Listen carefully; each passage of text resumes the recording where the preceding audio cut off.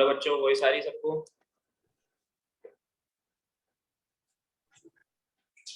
Yes sir. Last class में क्या पढ़ लिया था?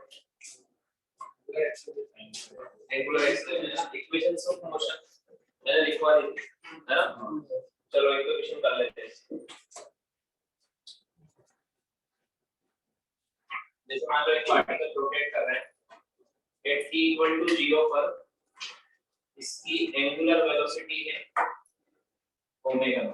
इनिशियल एंगुलर वेलोसिटी कितनी है? ओमेगा, ठीक है। और इसका एंगुलर रिटार्डेशन है माइनस के रूट ओमेगा। एंगुलर रिटार्डेशन पता है ना क्या होता है? मतलब एंगुलर एक्सेलरेशन है माइनस के रूट ओमेगा, ठीक है। मतलब एंगुलर वेलोसिटी इसकी कम हो रही है तो कुछ देर बाद ये रुक जाएगा, रुकेगा ना। तो आपसे मुझे find the time after which it will stop.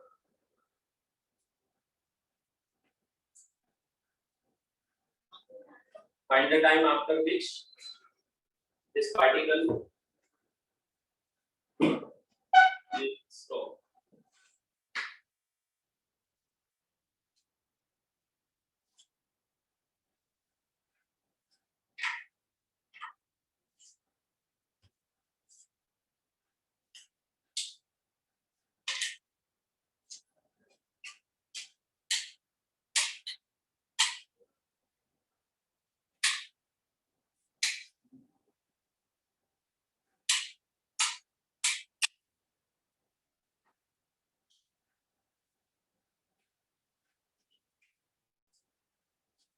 अरे निकालो।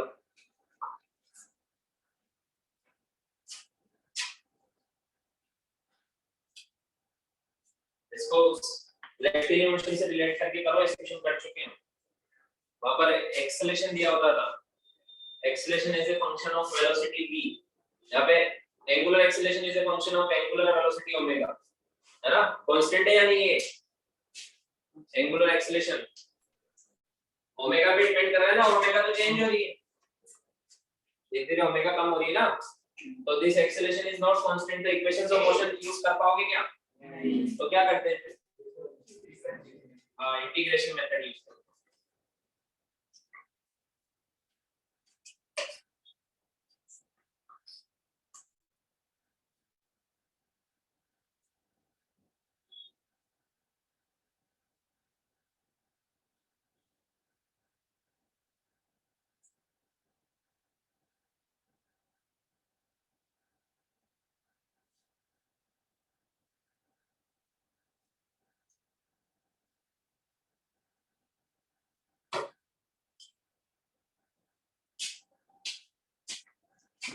हमें टाइम बताना है ना, तो अल्फा के दो फॉर्मूले होते हैं। क्या क्या होते हैं? एक तो होता है डी ओमेगा बाई dt और एक होता है omega D omega by dt। याद है ना दोनों फॉर्मूले? कौन सा यूज करेगा? D omega by dt time बताना है आपको, समझ में आया? तो अल्फा की जगह क्या लिख देंगे हम? डी ओमेगा बाई dt लिख देंगे। d omega by dt is equal to minus k root omega. Omega को इधर लेके आओ, तो d omega by root omega is equal to minus k dt। समझ में आया? दोनों तरफ क्या करेंगे हम? इंटीग्रेशन। इधर टाइम की लिमिट 0 से शुरू हुआ था, कितनी वेलोसिटी थी इनिशियली? Omega naught. समझ में आया? और फिर कितने टाइम बाद रुक जाएगा, मतलब फाइनल 0 हो जाएगी, और वो टाइम बताना है आपको। समझ में आया? 1 by root x का इंटीग्रेशन क्या होता था? 2 root x। तो इसका क्या होगा? 2 root ओमेगा। लिमिट लगाएंगे ओमेगा नॉट से ओमेगा 0 और इधर माइनस kt। समझ में आया? इधर 0 पुट करेंगे तो 0 आएगा माइनस, फिर ओमेगा नॉट पुट करेंगे तो 2 root ओमेगा नॉट आएगा is equal to minus kt। Minus से माइनस कैंसिल, तो t कितना है? समझ में आया क्या? हाँ। और अगर आपसे पूछा जाता कि इतने टाइम में कितना एंगुलर डिस्प्लेसमेंट चला, तो भी बता सकते हो क्या? हाँ, बता सकते हैं ना। आपको omega as a function of time t मिल जाएगा, उसको d थीटा बाय dt लिख लो। समझ में आया क्या? अरे सब वैसे ही है सब कुछ, बस प्रैक्टिस की जरूरत है आपको।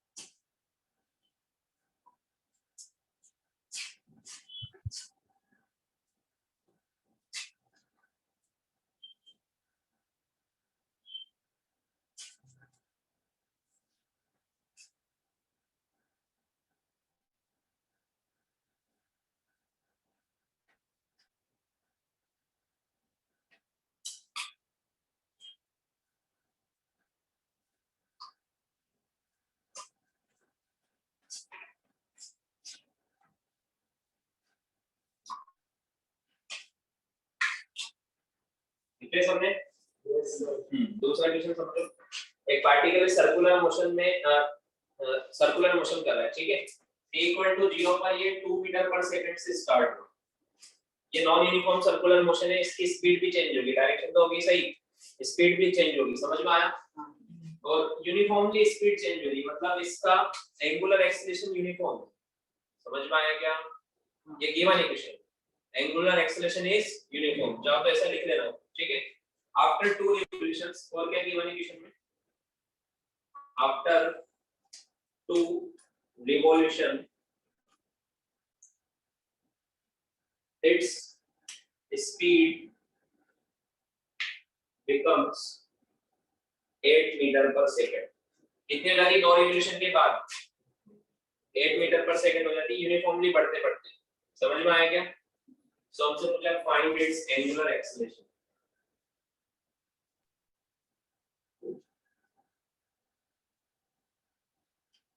निकालो जल्दी से।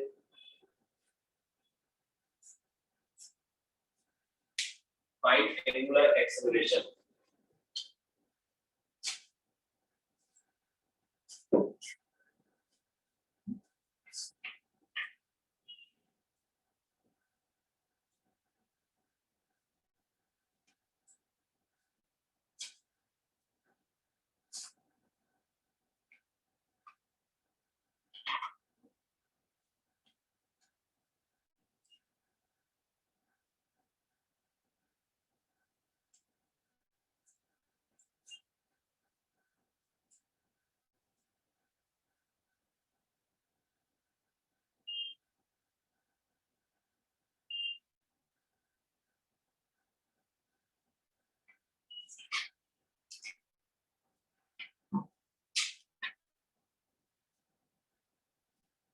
कर सब लोग?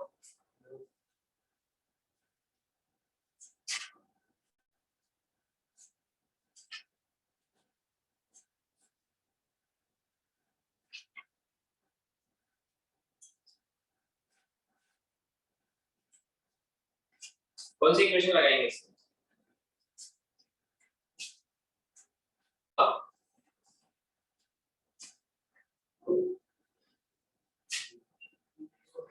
हमें क्या गिवन है? हमें स्पीड गिवन है, तो क्या हम इनिशियल एंगुलर वेलोसिटी बता सकते हैं क्या? ओमेगा क्या होता है सर्कुलर मोशन में? v/r ये होता है ना, तो t इक्वल टू 0 पर ओमेगा कितना होगा?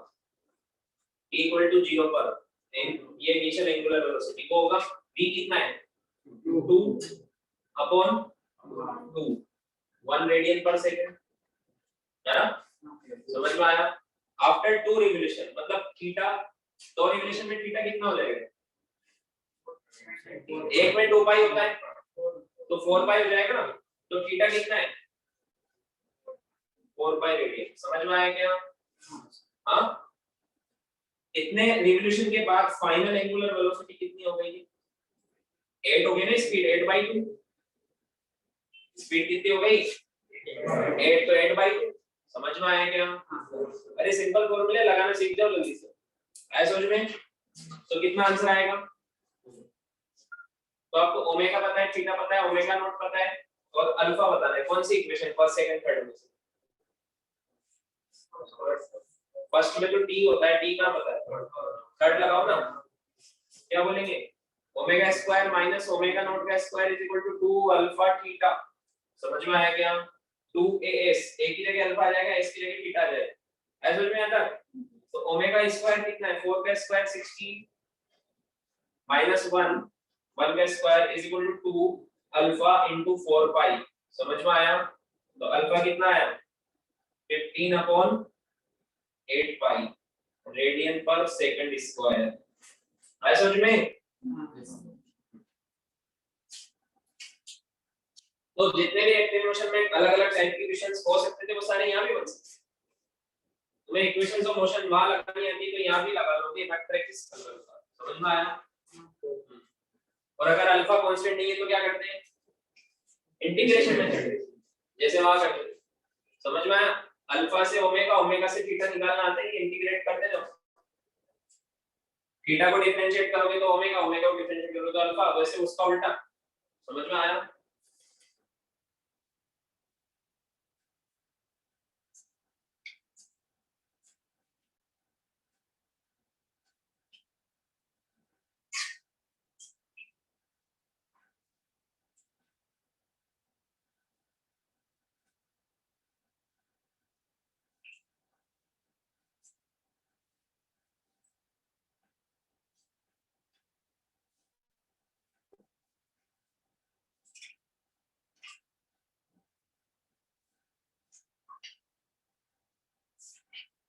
ओके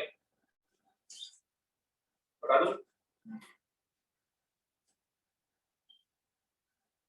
दूं ऑनलाइन हो गया सबका Yes, sir. Yes, sir.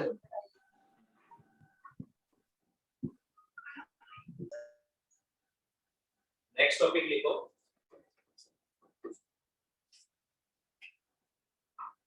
Analysis of acceleration of particle analysis of acceleration of particle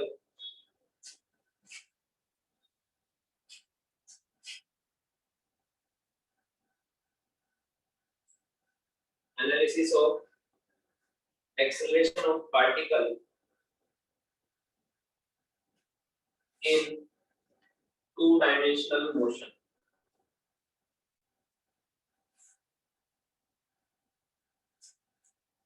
In two-dimensional motion. ठीक है? दो डायमेंशनल मोशन में हम एक्सेलरेशन का कौन-कौन से एक्सेलरेशन होते हैं उसका एनालिसिस करेंगे. समझ में आया? एकदम बेसिक टॉपिक है. इसी से आपको आइडिया आएगा धीरे-धीरे एक्सेलरेशंस क्या होते हैं. समझ में आया? अब देखो जैसे केस फर्स्ट जैसे मान लो एक पार्टिकल है वो इस लाइन पर चल रहा है एकदम सीधे-सीधे चल रहा है. मान लो इसकी स्पीड अभी v इस इंस्टेंट पे है ना. अब अगर मैं कोई फोर्स लगा दूं इसी मोशन की डायरेक्शन में या तो इस तरफ या इसके अपोजिट इसी लाइन के अराउंड में फोर्स लगा दूं. जैसे मान लो मैंने एक फोर्स लगा ये तो ये फोर्स क्या करेगा बताओ. जो वेलोसिटी होती है उसमें दो चीज होती है. एक होती है मैग्नीट्यूड और एक होती है डायरेक्शन. दोनों में से किसी को भी चेंज करना है दोनों को चेंज करना है तो हमें फोर्स लगाना पड़ता है. विदाउट फोर्स कर सकते हैं क्या? हाँ मैग्नीट्यूड बढ़ाना है कम करना है तो फोर्स लगाना पड़ेगा. डायरेक्शन चेंज करना है तो फोर्स लगाना पड़ेगा. दोनों करना है तो दोनों के लिए भी फोर्स लगाना पड़ेगा. समझ में आया क्या? मुझे बताओ वो वाले फोर्स से क्या चेंज होगा मैग्नीट्यूड या डायरेक्शन? मैग्नीट्यूड. क्या डायरेक्शन चेंज होगी? तो ऐसा फोर्स जो सिर्फ मैग्नीट्यूड को चेंज करता है ऐसा फोर्स जो सिर्फ मतलब स्पीड को चेंज करता है उसको या तो हम पैरेलल फोर्स बोलते हैं या टेंजेंशियल फोर्स. क्या बोलते हैं? तो ये फोर्स कौन सा लग रहा है? पैरेलल लग रहा है. समझ में आया क्या? ये क्या करेगा मैग्नीट्यूड ऑफ वेलोसिटी को चेंज करेगा. समझ में आया? हाँ इस केस में ये इसी की डायरेक्शन में लग रहा है तो बढ़ाएगा. 0 डिग्री पे लग रहा है 180 डिग्री पे लगेगा तो कम कर देगा मैग्नीट्यूड कम कर देगा. समझ में आया? इस केस में क्या कर रहा है ये v को बढ़ा रहा है. समझ में आया? But it can decrease also अगर 0 डिग्री पे लगा होगा तो अगर आपको मैग्नीट्यूड को चेंज करना है ओनली किसको चेंज करना है मैग्नीट्यूड को तो फोर्स कैसे लगाना चाहिए पैरेलल मतलब 0 डिग्री पे या 180 डिग्री पे एंटी पैरेलल भी बोल सकते हैं. समझ में आया? फिर इसको हम टेंजेंशियल भी बोलते हैं. क्या बोलते हैं? समझ में आया? केस 2 अच्छा इसमें एक्सेलरेशन कितना आएगा इसका मास मान लो m तो एक्सेलरेशन कितना आएगा f/n. समझ में आया? और ये कौन सा एक्सेलरेशन आएगा ये होता तो वही वाला एक्सेलरेशन है बट इसको मैं नाम दे रहा हूं पैरेलल एक्सेलरेशन. समझ में आया क्या? या टेंजेंशियल एक्सेलरेशन नाम दो. पैरेलल या टेंजेंशियल एक्सेलरेशन. समझ में आया क्या? इस एक्सेलरेशन क्या होता है change in velocity per unit time है ना. तो यहाँ पे जो वेलोसिटी चेंज हो रही है वो मैग्नीट्यूड की वजह से हो रही है. किसकी वजह से हो रही है? इस एक्सेलरेशन में जब इसकी वजह से जो वेलोसिटी में चेंज आ रहा है वो कौन से किसकी वजह से आ रहा है मैग्नीट्यूड. वेलोसिटी तीन तरीके से चेंज हो सकती है या तो मैग्नीट्यूड से या डायरेक्शन या दोनों. समझ में आया क्या? हां सिर्फ मैग्नीट्यूड की वजह से वेलोसिटी चेंज हो गई तो उस वाले एक्सेलरेशन को हम क्या बोलते हैं टेंजेंशियल या पैरेलल. समझ में आया? और फार्मूला तो वही होगा एक्सेलरेशन का फोर्स अपॉन मास. तो इस केस में एक्सेलरेशन की जो डायरेक्शन होती है टेंजेंशियल एक्सेलरेशन की जो डायरेक्शन होती है वो वेलोसिटी की डायरेक्शन के अलोंग होती है या 180 डिग्री पर. समझ में आया क्या? हां एक्सेलरेशन की डायरेक्शन किस पे डिपेंड करती है फोर्स पर. समझ में आया? फोर्स कौन सा टेंजेंशियल टेंजेंशियल फोर्स या तो 0 डिग्री पे लगता है, इधर मोशन है तो इधर ही लगेगा, या फिर 180 पे लगेगा। समझ में आया क्या? तो अगर फोर्स 0 डिग्री पे लग रहा है तो एक्सीलरेशन भी उसी तरफ आएगा, एक्सीलरेशन की डायरेक्शन उधर ही होती है जिधर फोर्स की होती है। समझ में आया क्या? तो फोर्स टेंजेंशियल डायरेक्शन में तो एक्सीलरेशन भी टेंजेंशियल डायरेक्शन में ही होगा ना। समझ में आया क्या? मतलब वेलोसिटी की डायरेक्शन में होगा या उसके अपोजिट होगा, अगर अपोजिट लग रहा है फोर्स। समझ में आया क्या? अगर एक्सेलरेशन वेलोसिटी को बढ़ा रहा है, मैग्नीट्यूड को बढ़ा रहा है, तो उसी की डायरेक्शन में होगा, कम कर रहा है तो अपोजिट डायरेक्शन में होगा। समझ में आया? हाँ। केस 2,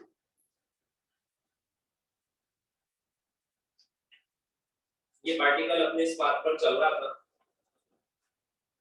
v की स्पीड से, इस बार फोर्स लग रहा है इसकी डायरेक्शन के मोशन के परपेंडिकुलर डायरेक्शन, ऐसे लग रहा है। दिख रहा है ना स्क्रीन में? क्लियर दिख रहा है red colour? Yes sir. Online? Yes sir. मतलब डायरेक्शन ऑफ मोशन तो किधर है? एक्स एक्सिस में, और फोर्स लग रहा है वाई में, इस डायरेक्शन में फोर्स लग रहा है ऐसा। तो बताओ इन दोनों में से क्या चेंज होगा? हाँ, क्या मैग्नीट्यूड चेंज होगा? मैग्नीट्यूड कब चेंज होता है? जब फोर्स का कोई भी कंपोनेंट डायरेक्शन के अलोंग आ जाए। तो इसका कोई ये फोर्स है वाई एक्सिस में और ये चल रहा है एक्स एक्सिस में, तो इसका कोई कंपोनेंट एक्स में आएगा क्या? नहीं आएगा ना, तो मैग्नीट्यूड चेंज हो ही नहीं सकता। मैग्नीट्यूड चेंज करने के लिए अगर एक्स में चल रहा है तो फोर्स भी एक्स में लगना चाहिए। तो अभी एक्स में कंपोनेंट कितना है इस फोर्स का? 0। तो मैग्नीट्यूड चेंज होगा क्या? समझ में आया? डायरेक्शन चेंज होगी, है ना? क्योंकि आप सोचो एक ऑब्जेक्ट ऐसे जा रहा है और उस पर ऐसे फोर्स लगाओ तो थोड़ा ऐसे मुड़ जाएगा। समझ में आया? Yes sir. हाँ, तो इसका सिर्फ इस केस में क्या चेंज होगी? Direction change. तो ये थोड़ा सा ऐसे, पैराबोला में भी तो ऐसा होता है, हम ऑब्जेक्ट को ऐसे थ्रो करते हैं और फोर्स नीचे लगता है तो ऐसे नीचे जाता है। समझ में आया क्या? ऐसे नीचे जाता है ना, ग्रेविटी 90 डिग्री पे तो लगती है, उसकी डायरेक्शन चेंज हो जाती है उसकी। समझ में आया? हाँ, बट अब फिर आप सोचो कि सर वेलोसिटी भी तो चेंज होती है, क्योंकि अभी तो एंगल 90 डिग्री है। समझ में आया? बट बाद में ये ऐसा हो गया मान लो, और अब ये ऐसे जा रहा है मान लो, और फोर्स अब ऐसे लग रहा है, पहले ऐसे लग रहा है जैसे ग्रेविटी। अब एंगल थोड़ा 90 डिग्री, अब एंगल 90 डिग्री है क्या? तो अब कंपोनेंट आएगा, उसकी डायरेक्शन, अब डायरेक्शन इधर है तो फोर्स का कंपोनेंट इधर भी आएगा जो स्पीड को चेंज करेगा। समझ में आया क्या? बट अगर फोर्स कंटिन्यूअसली अगर परपेंडिकुलर लगे तो स्पीड चेंज नहीं होगी, क्योंकि perpendicular force can not change the magnitude of the velocity. Force का वेलोसिटी को कब इंक्रीज, मैग्नीट्यूड को कब इंक्रीज या डिक्रीज करेगा? जब वो टेंजेंशियल डायरेक्शन में है। समझ में आया क्या? जिस तरह पार्टिकल जा रहा है उस डायरेक्शन में आया, उसके अपोजिट है। आया समझ में? हाँ, तो प्रोजेक्टाइल में तो क्या होता है, आपने ऐसे थ्रो किया तो यहाँ पे जरूर ये mg इसके परपेंडिकुलर लग रहा था वेलोसिटी की डायरेक्शन के, बट अब इधर वेलोसिटी की डायरेक्शन की परपेंडिकुलर नहीं है, ये एंगल 90 डिग्री है क्या? नहीं है, इसलिए मैग्नीट्यूड चेंज होता है इसका। समझ में आया क्या? y डायरेक्शन में वेलोसिटी का मैग्नीट्यूड चेंज होता है। समझ में आया? बट अगर mg ऐसा लगता तो फिर होता क्या? फिर नहीं होता। समझ में आया? फिर इसका पाथ पैराबोला नहीं, फिर इसका पाथ सर्कल बनता है, वो आगे पढ़ेंगे हम। कंटीन्यूअसली अगर फोर्स 90 डिग्री पे लगता है तो सिर्फ डायरेक्शन चेंज होती है और उसका पाथ क्या बनता है?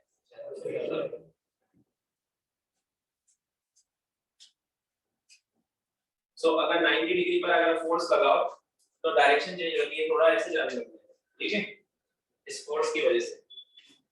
अगर मैं ऐसे लगाता तो इधर जाने लगता। समझ में आया क्या? हाँ, एक्सीलरेशन अभी भी वही आएगा।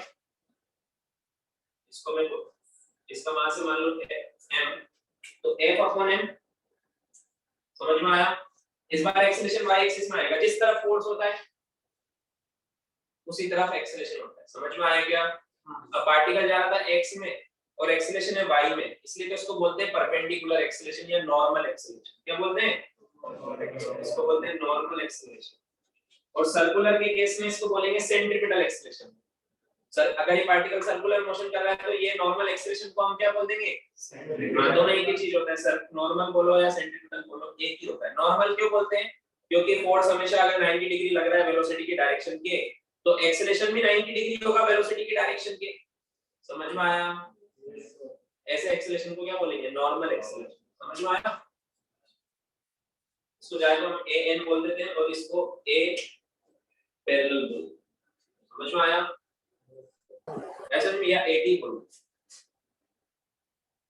टेंजेंशियल।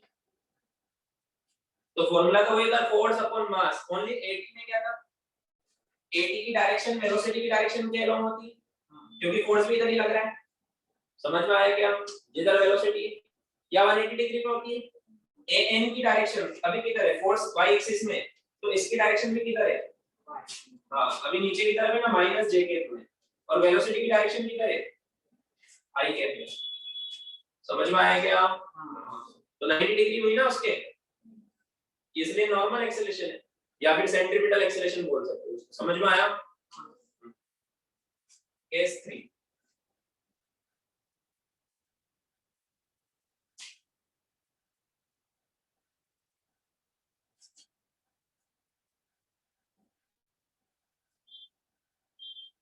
इस बार फोर्स लग रहा है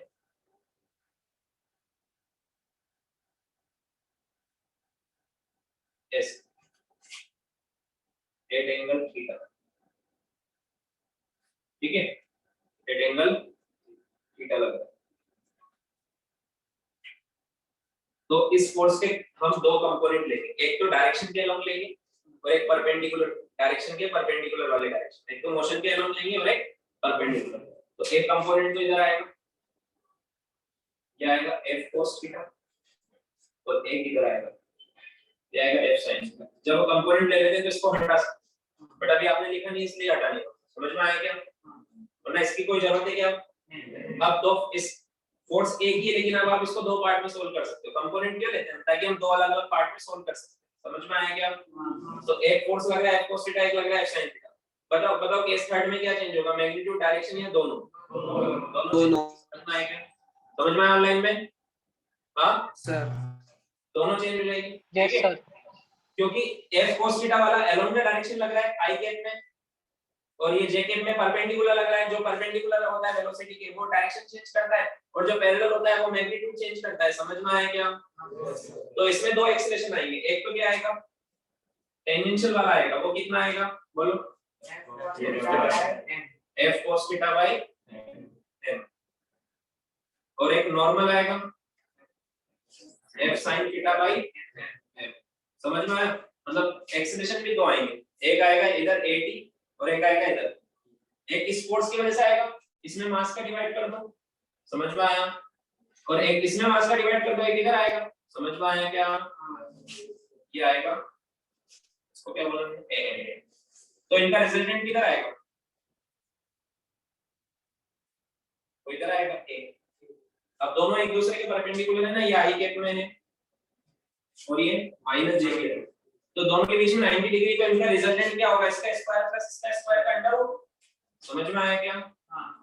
तो ए क्या होता है? नेट एक्सेलरेशन, टेंजेंशियल एक्सेलरेशन का स्क्वायर प्लस नॉर्मल या सेंट्रीपिटल एक्सेलरेशन का स्क्वायर, ये होता है। समझ में आया?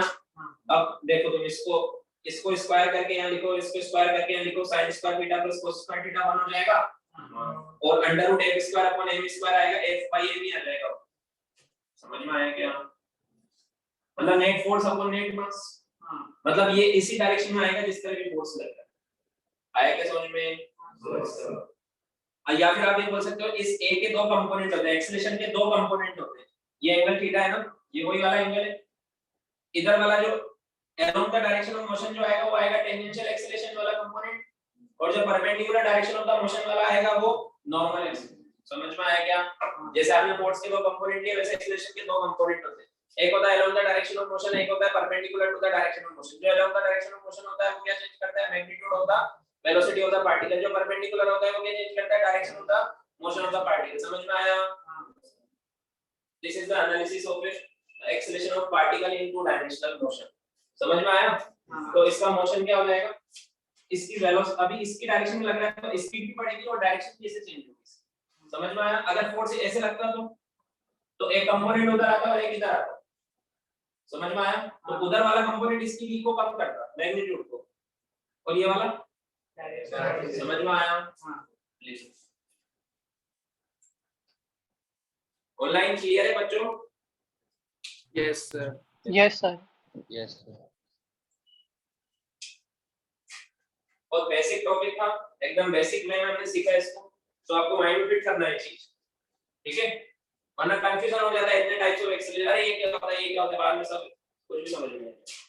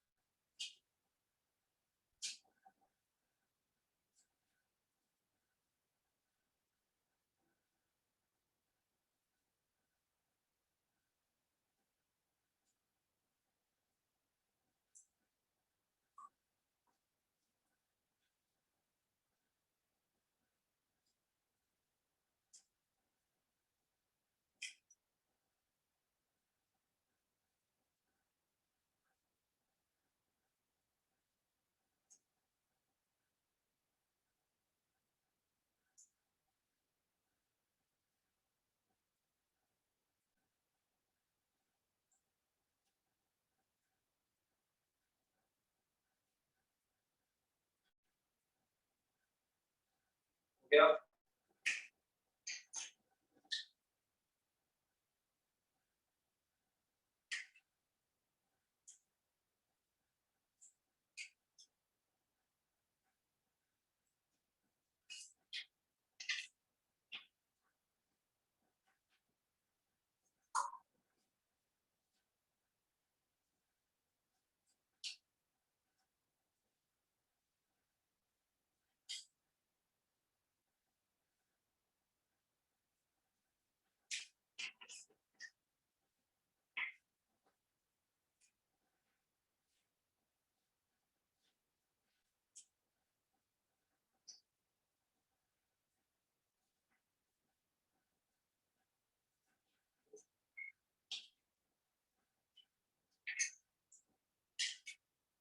हो गया?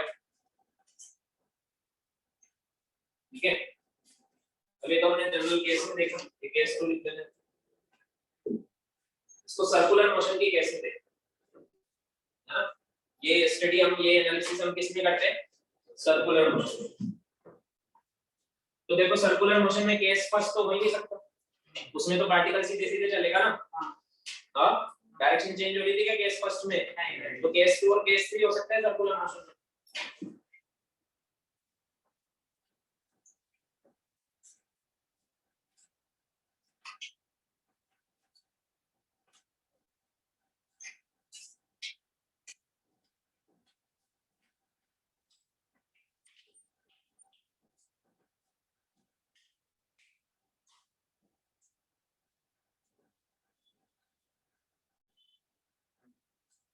तो सर्कुलर मोशन के केस में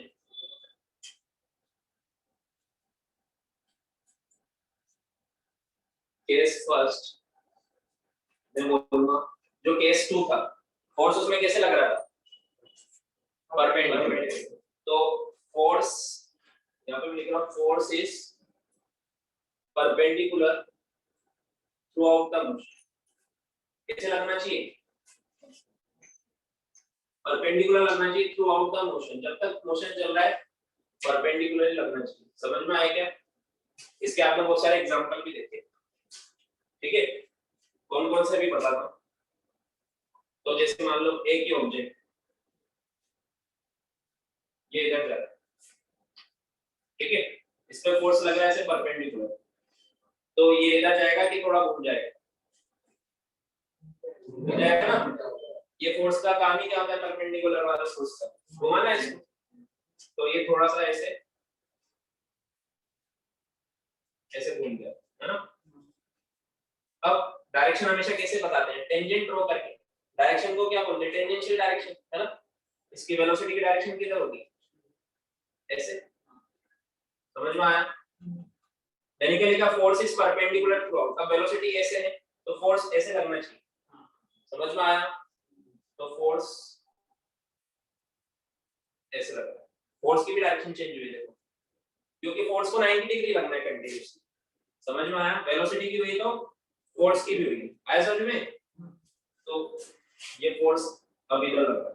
अब ये इसको और घुमाएगा, क्योंकि 90 डिग्री पे लग रहा है, मैग्नीट्यूड तो चेंज करेगा नहीं, क्योंकि 90 डिग्री पे लगने वाला फोर्स सिर्फ speed change, sorry direction change करता है। तो स्पीड अभी यहाँ पर इसकी अभी भी v है, ठीक है। फिर ये घूम के मान लो यहाँ पे, अब इसकी डायरेक्शन इधर होगी, स्पीड अभी भी v है, तो फोर्स कैसे लगेगा, ऐसे। समझ में आया?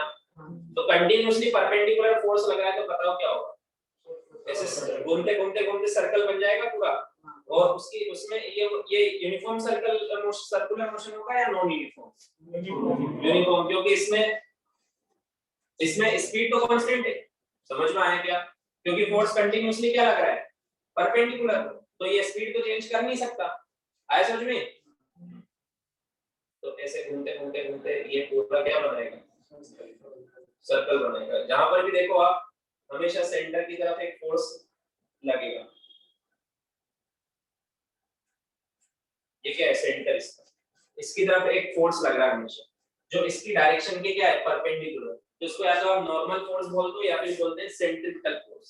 क्या बोलते हैं, क्योंकि सेंटर की तरफ लगता है। समझ में आया क्या?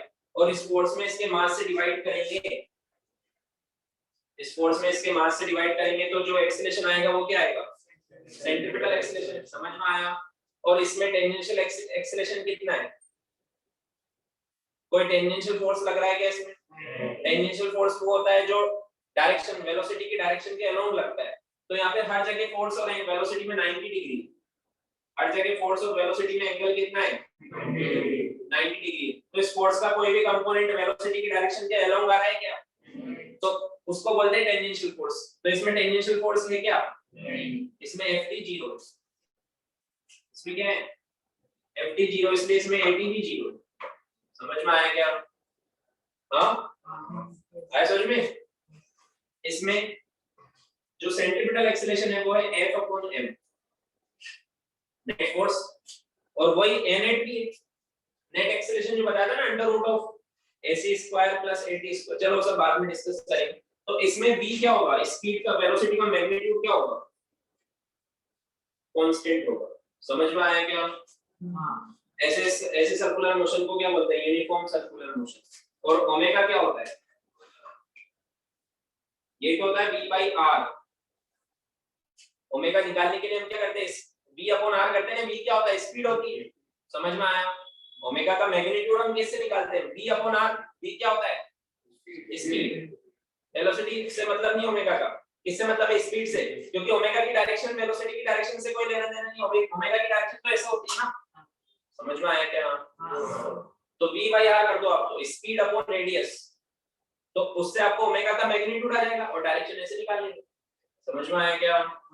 सो ये कांस्टेंट है तो ओमेगा भी कांस्टेंट है, एंगुलर वेलोसिटी। अरे एक ही पहले भी तो बताया था।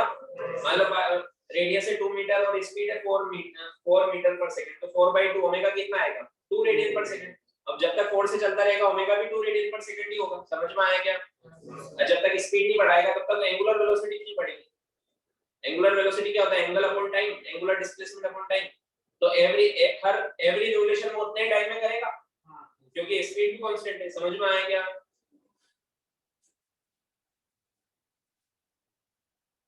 अब अगर ओमेगा कांस्टेंट है तो अल्फा होता है डी ओमेगा बाय dt, वो 0 होगा ना। एंगुलर एक्सेलरेशन इसमें क्या होता है? अरे लिखा ना अल्फा 0, बोलो ना, यकीन नहीं है क्या? अरे पढ़ लिया ना, एंगुलर एक्सेलरेशन क्या होता है? Rate of change of angular velocity. तो अगर ओमेगा कांस्टेंट है, एंगुलर वेलोसिटी चेंज नहीं है और ये तो एंगुलर एक्सेलरेशन 0 होगा ना, समझ में आया? टेंजेंशियल एक्सेलरेशन इनमें कंफ्यूजन तो नहीं है? एंगुलर एक्सेलरेशन तो कंप्लीटली डिफरेंट होता है, वो तो angular velocity change in angular velocity per unit time होता है ना, वो एंगुलर एक्सेलरेशन अलग है। और हमने जो पढ़ा एटी एसी टेंजेंशियल, अभी जो पढ़ा बोलते नहीं कितनी जल्दी रिलेट कर पा रहे हो सब? हाँ, वो अलग होता है, वो लीनियर एक्सेलरेशन में आता है, समझ में आया क्या? वो चेंज इन वेलोसिटी की वजह से आता है और एंगुलर एक्सेलरेशन आता है चेंज इन एंगुलर वेलोसिटी की वजह से। तो वेलोसिटी तो दो तरीके से चेंज हो जाती है, मैग्नीट्यूड या डायरेक्शन। तो यहाँ डायरेक्शन की वजह से चेंज हो रही है, समझ में आया? इसलिए एक्सेलरेशन आ रहा है, जिसको हम बोलते हैं सेंट्रीपिटल। बट एंगुलर वेलोसिटी उसका तो मैग्नीट्यूड भी कांस्टेंट है और डायरेक्शन भी कांस्टेंट है, क्योंकि डायरेक्शन तो बाहर की तरफ जब तक ऐसे घूमता जाएगा, समझ में आया? इसलिए एंगुलर एक्सेलरेशन 0 है। आया समझ में? अगर ओमेगा कांस्टेंट है तो एंगुलर एक्सेलरेशन 0 होता है, अगर वेलोसिटी कांस्टेंट है तो लीनियर एक्सेलरेशन 0 होता है। बट ये वेलोसिटी कांस्टेंट है क्या? हाँ, क्यों? क्योंकि डायरेक्शन चेंज हो रही है। अरे फोर्स लग रहा है तो एक्सेलरेशन कैसे 0 हो जाएगा? एक्सेलरेशन कब 0 होता है? जब फोर्स 0 हो, समझ में आया? अगर फोर्स 0 होगा तो पार्टिकल सीधे सीधे चलता है, फिर क्यों घूमता? फोर्स की वजह से तो घुमा है, समझ में आया? घुमा है तो डायरेक्शन चेंज हुई, मतलब एक्सेलरेशन आया, ऐसे समझ में? या फिर ऐसे समझ लो फोर्स लग रहा है तो एक्सेलरेशन पक्का है, समझ में आया क्या? और ये एक्सेलरेशन हमेशा सेंटर की तरफ है, इसलिए इसको बोलते हैं सेंट्रीपिटल एक्सेलरेशन। आया समझ में? हाँ, और इस एक्सेलरेशन की भी डायरेक्शन चेंज हो रही है कंटीन्यूअसली। देखो पहले जे कैप में था, फिर इधर माइनस आई कैप में हो गया, समझ में आया क्या? हाँ, आया समझ में? और इसका फॉर्मूला क्या होता है वो सब आगे देखेंगे, अभी तो सिंपल याद रखो फोर्स अपॉन मास, है ना? बट क्या आएगा इसका फॉर्मूला वो आगे देखेंगे, समझ में आया क्या? अब दूसरा केस देखो, थोड़ा और समझ में आ जाएगा दूसरे केस में। हाँ देखो ना, इधर सेंट्रीपिटल एक्सेलरेशन की डायरेक्शन, ये जो फोर्स की डायरेक्शन उधर, ये फोर्स की डायरेक्शन सेंटर की तरफ है ना?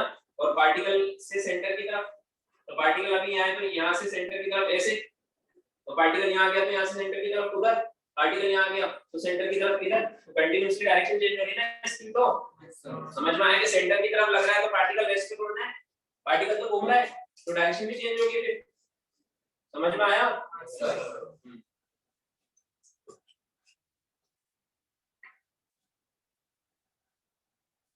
Case 2, force is at angle। अभी तो क्या था? परपेंडिकुलर, अब किसी एंगल पे 0 डिग्री पे तो हो ही नहीं सकता, वरना सर्कुलर मोशन कैसे होगा? समझ में आया क्या? केस फर्स्ट तो हो ही नहीं सकता, जो वहां केस 2 था वो इसमें मैंने केस फर्स्ट लिख दिया, जो वहां केस 3 था वो इसमें केस 2 लिखा, समझ में आया क्या? तो जैसे मान लो एक पार्टिकल इधर जा रहा है, अब फोर्स एंगल पे, तो एंगल 90 से कम भी हो सकता है और 90 से ज्यादा भी हो सकता है, समझ में आया क्या? 90 से ज्यादा होता तो उधर लगता, आया समझ में? ये फोर्स लग रहा है एट सम एंगल, तो नेट एक्सेलरेशन भी इधर ही आएगा, याद है ना? जिधर नेट फोर्स उधर नेट एक्सेलरेशन, जिधर टेंजेंशियल फोर्स उधर टेंजेंशियल एक्सेलरेशन, जिधर परपेंडिकुलर फोर्स उधर सेंट्रीपिटल एक्सेलरेशन, समझ में आया क्या? हां, तो ये मान लो एट एंगल थीटा पर लग रहा है तो इसका एक कंपोनेंट इधर आएगा f cos थीटा और एक आएगा f sin थीटा, समझ में आया? ठीक है, तो f cos थीटा वाला तो इसकी स्पीड को बढ़ाएगा क्योंकि इस तरफ लग रहा है, अगर उधर होगा तो उधर कंपोनेंट आता तो कम कर, मतलब मैग्नीट्यूड को चेंज कर, समझ में आया क्या? तो ये वाले फोर्स को क्या बोलेंगे? टेंजेंशियल फोर्स, समझ में आया? इस वाले को क्या बोलेंगे? नॉर्मल, इसके परपेंडिकुलर है ना, ये वाला इसको घुमाएगा तो थोड़ी देर में घूम के यहाँ, अब यहाँ इसकी स्पीड मान लो v1 थी तो यहाँ पर v2 हो जाएगी। समझ में आया क्या? क्योंकि ये फोर्स इसके डायरेक्शन के अलोंग लग रहा है ना, ऐसा समझ में। अब ये फोर्स अब ऐसे लग रहा होगा 8, क्योंकि 8 एंगल मतलब थीटा एंगल कांस्टेंट है फोर्स का, तो अभी फोर्स ऐसे लग रहा है 8 सेम एंगल थीटा, तो फोर्स की डायरेक्शन अभी फिर से यहाँ पे भी चेंज होगी। पहले 90 डिग्री पे था, अब किसी और एंगल पे 30 डिग्री 60 डिग्री। समझ में आया क्या?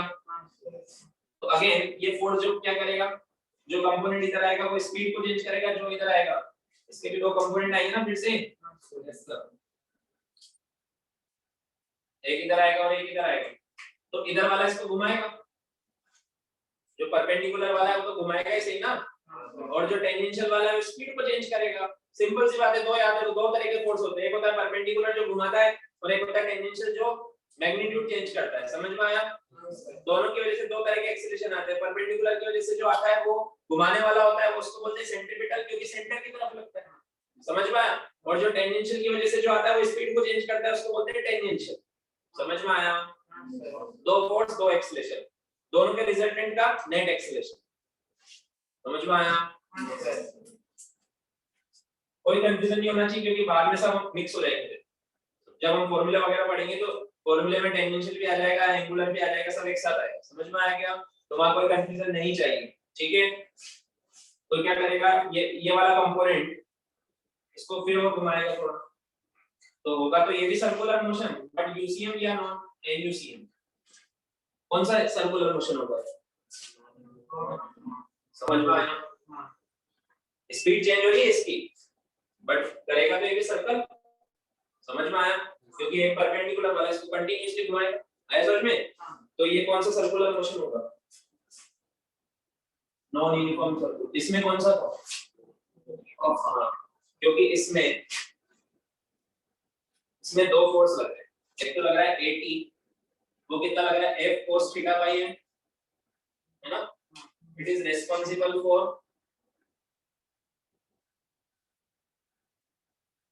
Change in speed. समझ में आया क्या? और एक लग रहा है AC या AN बोल दो। समझ में आया? वो कितना लग रहा है?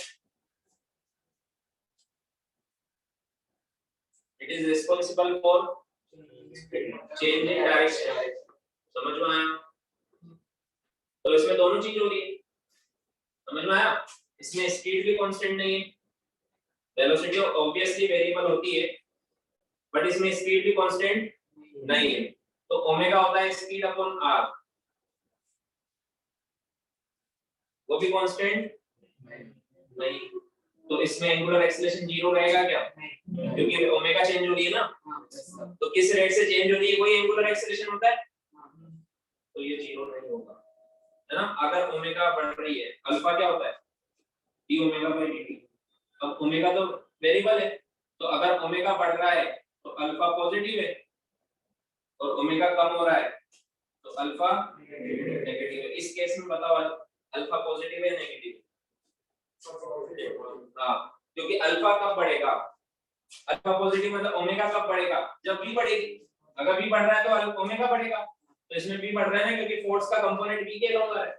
अगर थीटा 90 डिग्री से ज्यादा होता तो समझ में आया? समझ में आया क्या? तो ये स्पीड कम होती, क्योंकि इधर ये ऐसे ज्यादा पार्टिकल और एक फोर्स ऐसे लगता है, तो एक कंपोनेंट इधर आता है एक इधर आता है, तो ये तो स्पीड को कम करता है और ये घुमाता, तो उस केस में स्पीड कम होती तो ओमेगा भी कम होती। समझ में आया? तो अल्फा क्या होता? नेगेटिव। आया समझ में? तो ये मैं सोच रहा सर्कुलर मोशन हो रहा है तो एंगुलर एक्सीलरेशन तो होगा ही सही। अगर ओमेगा कांस्टेंट है तो नहीं होगा। वो किस में होता है? यूसीएम। यूसीएम में अल्फा क्या होता है? जीरो। समझ में आया? है ना। तो अब इसमें क्योंकि मैंने एक्स्ट्रा डिटेल में इसलिए पढ़ा है क्योंकि इसमें एटी भी है, एसी भी है, अल्फा भी है, सब है इसमें। समझ में आया? तो सबको अलग अलग आपको समझ में आना चाहिए कि क्या होता है, ऐसा में। और नेट निकालना है तो इन दोनों का रिजल्टेंट निकाल लो, नेट एक्सीलरेशन वो आएगा F अपॉन m। समझ में आया क्या?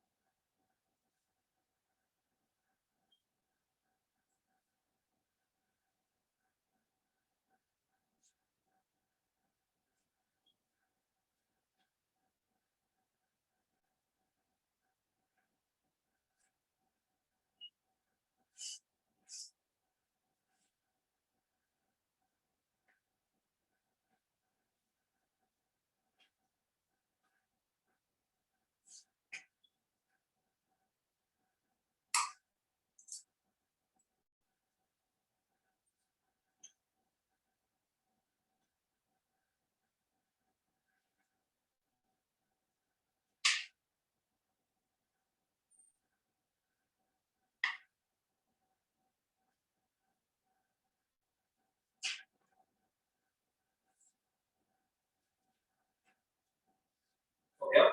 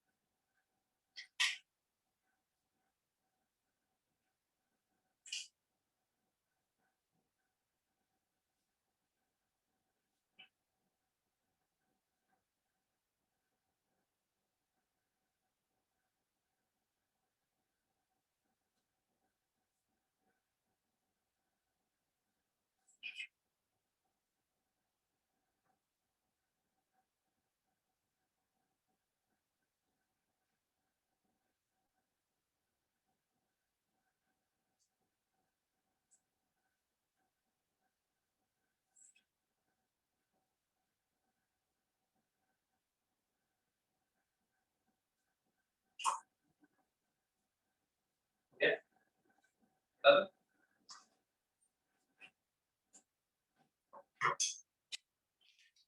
ऑनलाइन में हो गया सबका? Yes, sir.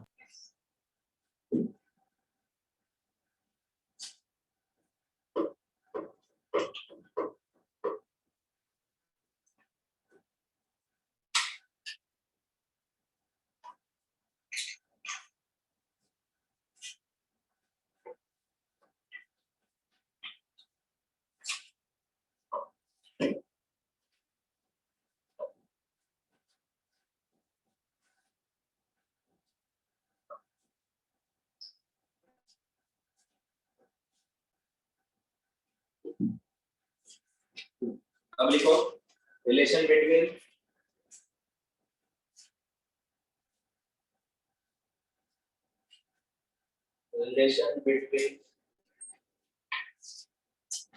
net acceleration, centripetal acceleration and tangential acceleration.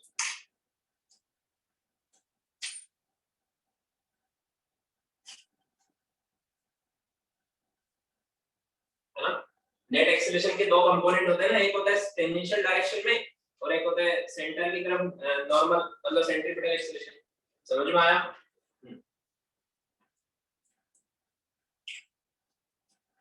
देखो हमने कल पढ़ा था V इज इक्वल टू होता है ओमेगा क्रॉस R, पढ़ा था ना कि R क्रॉस ओमेगा होता है। क्या होता है? ओमेगा क्रॉस R होता है। R क्रॉस ओमेगा कर दोगे तो गलत हो जाएगा। समझ में आया? अब इसको अगर हम दोनों साइड टाइम के रिस्पेक्ट में डिफरेंशिएट करें, क्योंकि सर्कुलर मोशन में अगर पार्टिकल चल रहा है तो वेलोसिटी तो चेंज हो ही होगी, हो सकता है ओमेगा भी चेंज हो रहा हो। समझ में आया? अगर नॉन यूनिफॉर्म सर्कुलर मोशन, समझ में आया? और ये क्या होता है आप,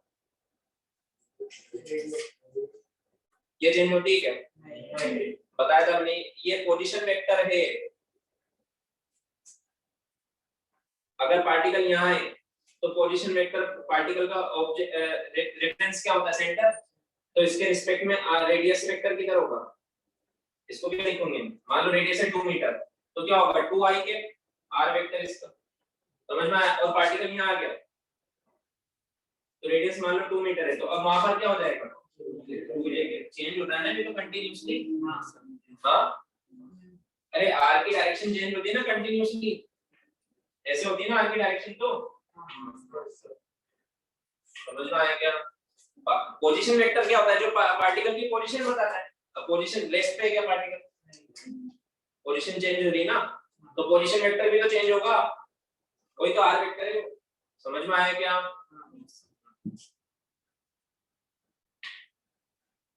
उस पोजीशन वेक्टर का मैग्नीट्यूड कांस्टेंट है। समझ में आया क्या? हाँ, तो इसको डिफरेंशिएट करते हैं dv by dt टाइम के रिस्पेक्ट में, है ना? अब इसमें प्रोडक्ट रूल लगेगा, ठीक है? दोनों वेरिएबल है, दो वेरिएबल और मल्टीप्लिकेशन और प्रोडक्ट रूल लगाते हैं। समझ में आया क्या? तो पहले मैं ओमेगा को लिखता हूं क्रॉस r का करता हूं, तो क्या लिखूंगा? dr by dt प्लस, इसे करते हैं ना प्रोडक्ट रूल। अब क्या करेंगे? ओमेगा का करेंगे और जगह चेंज नहीं करनी है। समझ में आया क्या? ओमेगा पहले आएगा और r बाद में आएगा, तो ओमेगा का करेंगे तो क्या लिखेंगे? हां, क्रॉस r। ऐसा नहीं कि r को पहले लिख दिया इसको इधर लिख दिया, क्योंकि क्रॉस प्रोडक्ट है ये पूरा भी क्रॉस प्रोडक्ट है। समझ में आया क्या? a cross b is not equal to b cross a। आया समझ में? अब dv by dt क्या होता है? Acceleration, rate of change of velocity. ये कौन सा वाला एक्सेलरेशन है? नेट, टेंजेंशियल या सेंट्रीपिटल? ये नेट है ना, पूरा वेलोसिटी का डिफरेंशिएशन किया हमने। वेलोसिटी में मैग्नीट्यूड भी होता है, डायरेक्शन भी होती है। समझ में आया क्या? तो ये नेट एक्सेलरेशन है, है समझ में? Rate of change of velocity, velocity में दोनों होता है ना, मैग्नीट्यूड और डायरेक्शन दोनों, तो नेट आएगा ना। तो समझ में आ गया? तो इसको मैं लिखूंगा a net omega cross dr by dt क्या होता है? Rate of change of position vector. Position किस रेट से चेंज हो रही है? वेलोसिटी होता है ना। अरे भूल गए क्या फॉर्मूला? dr by dt क्या होता है? वेलोसिटी। डाउट है क्या इसमें? हाँ, अरे rate of change of displacement या rate of change of position vector, dr by dt कितने सारे क्वेश्चन किए थे हमने? वेलोसिटी, पोजीशन वेक्टर गिवन है, उसको डिफरेंशिएट करते तो वेलोसिटी आता है, वेलोसिटी को डिफरेंशिएट करते तो एक्सेलरेशन आता है। याद है कि यहाँ पे सब? हां, भूलना नहीं पड़ा। Plus d omega by dt क्या होता है? क्रॉस r, है ना? अब देखो ये इक्वेशन है, बीच में इक्वल लगा हुआ है, इक्वल के इधर एक्सेलरेशन है ना? यूनिट एंड डायमेंशंस पढ़ा है हमने। मतलब इधर जो यूनिट्स होंगी तो इन दोनों की भी यूनिट्स वही होगी, समझ में आएगा?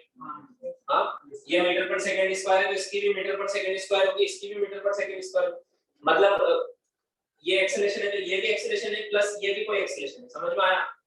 तो ये नेट एक्सेलरेशन है, तो मतलब ये इसके दो कंपोनेंट होते हैं ना नेट के, एक होता है टेंजेंशियल और एक होता है, तो इनमें से कोई एक टेंजेंशियल और एक कोई सेंट्रीपिटल, समझ में आया क्या? हाँ, तो हमें वही ढूंढना है कि कौन सा सेंट्रीपिटल है और हाँ, तो बताओ इनमें से कौन सा सेंट्रीपिटल होगा और कौन सा टेंजेंशियल होगा?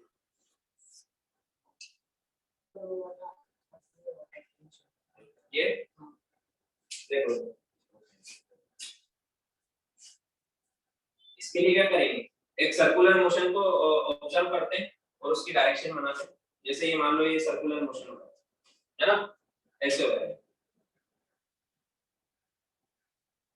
ऊपर से देखेंगे तो एंटी क्लॉकवाइज, कल वाला जैसे कल बताया ना, है ना, मान लो पार्टिकल यहाँ पर है तो इसकी वेलोसिटी की डायरेक्शन किधर होगी, ऐसे, है ना, और ऐसे घूम रहा है तो ओमेगा ऊपर होगा, ऊपर ऐसे ऐसे करते हैं ना, ओमेगा किधर है, ऊपर, ओमेगा एक्सियल वेक्टर होता है यहाँ ऊपर की तरफ होगा, बट मैं इधर ड्रॉ कर सकता हूँ क्या, पैरेलल शिफ्ट कर सकते हैं ना, अब ओमेगा क्रॉस भी करके देखो, ए क्रॉस बी वाला तरीका, ओमेगा ऊपर और v इधर है अंदर की तरफ, तो ओमेगा ऊपर और v इधर, तो थंब किधर आ रहा है, सेंटर की तरफ आ रहा है, इन दोनों का रिजल्टेंट क्या आएगा, इन दोनों के परपेंडिकुलर और ऐसे आएगा, सेंटर की तरफ वाला कौन सा एक्सेलरेशन होता है, सेंट्रीपिटल, समझ में आया क्या? तो ये वाला कौन सा एक्सेलरेशन है, तो ये कौन सा होगा, इसको भी प्रूव करेंगे अभी, ये कौन सा होगा, समझ में आया? तो यहाँ से हमें फॉर्मूले मिलते हैं, रिलेशन पाई गया, ठीक है, और इसका मैग्नीट्यूड निकालना है तो क्या होगा, एरेट का ac square plus circular motion में दो एक्सेलरेशन होते हैं, एक होता है ac और एक होता है at, ac तो पक्का होता है, at जरूरी नहीं हो ऐसे, समझ में आया क्या? क्योंकि अगर ओमेगा कांस्टेंट है तो d ओमेगा बाय dt 0 हो जाएगा, अल्फा 0 हो जाएगा तो ये तो 0 हो जाएगा ना 80, समझ में आया क्या? UCM में 80 0 हो जाता है, स्पीड कांस्टेंट होती है क्योंकि, समझ में आया क्या? यहाँ तक लिखो, फिर इनको एक एक करके पढ़ेंगे, AC और AT, AC का ये फॉर्मूला है, AT का ये है, हाँ एक बार और देख लो ओमेगा क्रॉस बी, पहले ये समझ में आ गया ओमेगा ऊपर और बी अंदर, है ना, जैसे मैंने बोला ए ऊपर, मैंने कौन सा से कहता, सही से कहता ना, ए ऊपर और बी अंदर, तो ए क्रॉस बी किधर आएगा, इधर, समझ में आया? तो ओमेगा ऊपर, ठीक है, और बी तुम्हें उधर तो नहीं लग रहा है, ये ऐसे सर्कुलर मोशन हो रहा है, ठीक है, ये आइसोमेट्रिक भी हो जाए, जैसे बी अंदर की तरफ है, यहाँ अगर पार्टिकल होता तो बी उधर होता, समझ में आया क्या? तो यहाँ वाले पार्टिकल के हिसाब से भी देख सकते हैं, इस वाले पार्टिकल के हिसाब से सेंटर अंदर की तरफ है, समझ में आया क्या? तो इस वाले पार्टिकल की बी किधर है, उधर, समझ में आया? और ओमेगा तो ऊपर ही रहेगा, ओमेगा तो ऊपर ही रहेगा ना, ऐसे घूम रहा है पार्टिकल तो एंगुलर वेलोसिटी एक्सियल वेक्टर होती है ऊपर की तरफ, तो इस वाले पार्टिकल के हिसाब से देखोगे तो ओमेगा ऊपर और बी उधर, तो थंब आ रहा है अंदर की तरफ, अंदर क्या है, सेंटर, समझ में आया क्या? इसलिए ये सेंट्रीपिटल ओमेगा क्रॉस बी क्या होगा, हाँ बी क्रॉस ओमेगा नहीं करना है, ये फॉर्मूला भी याद रखना है, अभी लिखूंगा, समझ में आया?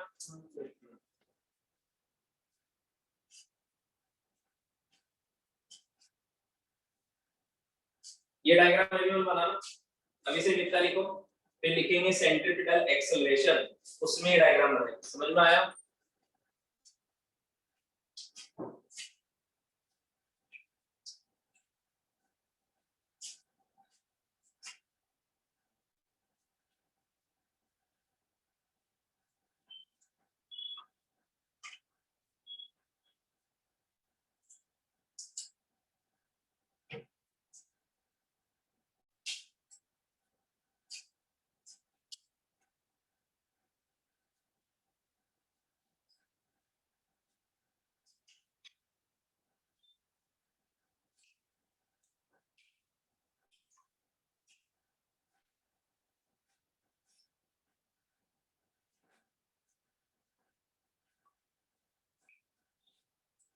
लिख लिया, बस उत्तर वाला लिखना है, बस वो लिखना है यहाँ तक। लिख लिया सबने?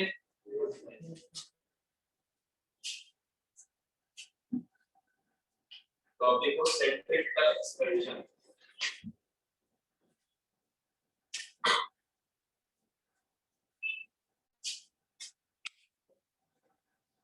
जो आज हमने टॉपिक पढ़ा है सब लिंक्ड है पूरा, और टॉपिक पूरा होने वाला है बस। अभी तक बात कर रहे थे सेंट्रीपिटल टेंजेंशियल की, अब लिख लेते हैं इसको जो भी हमने सीखा है। समझ में आया? सेंट्रीपिटल एक्सेलरेशन, बोलो ये किस बात के लिए रिस्पांसिबल होता है? It is responsible for circular motion में डायरेक्शन तो चेंज होनी ही चाहिए, वरना सर्कुलर मोशन कैसे होगा? समझ में आया क्या? तो ये तो दोनों में होता है, ये वाला एक्सेलरेशन तो यूसीएम में भी और नॉन यूनिफॉर्म सर्कुलर मोशन दोनों में चाहिए। तो दोनों में डायरेक्शन, सर्कुलर मोशन में तो डायरेक्शन को चेंज करना ही पड़ेगा, तो एक सेंटर की तरफ फोर्स लगाना ही पड़ेगा। समझ में आया? मतलब सेंटर की तरफ एक्सेलरेशन आना ही पड़ेगा। समझ में आया क्या?